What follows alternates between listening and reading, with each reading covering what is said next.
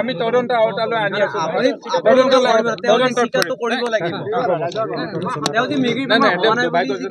এইটো হ'ব নালাগে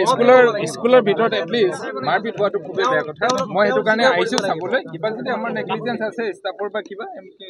তদন্ত কৰি আমি এইখিনি ৰিপৰ্ট কৰিম আৰু কেছটোৰ তদন্তটো হ'বই বিদ্যালয় কৰ্তৃপক্ষৰ পৰা কি ব্যৱস্থাটো এতিয়া ক'ব নোৱাৰি ন কাৰোবাৰ কিবা নেগলিজেঞ্চ আছে যদি ইন্সপেক্টৰ স্কুল আহিব তেওঁ চেক কৰিব মই ৰিপৰ্ট কৰিমগে এজি মহোদয়ৰ লগতো কথা পাতিম আমি গোটেইখিনিকে আজি সোধপোছ কৰিবলৈ নিবই লাগিব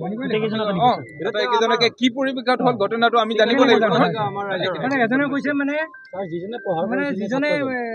মাৰ্ডাৰ কৰিছে ল'ৰাই সেইজনে কৈছে যে আমি ৰুমত কৰিছো গতিকে আমি গোটেইখিনি চাই লওঁ এই ঘটনাটো সেইটো আহিব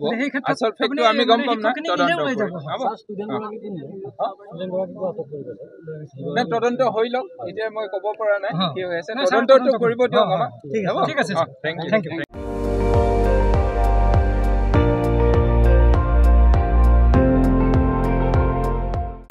আপুনি চাই আছে ND24 সৰ্বশ্ৰেষ্ঠ নহয় সৰ্বোত্তমৰ দৌৰ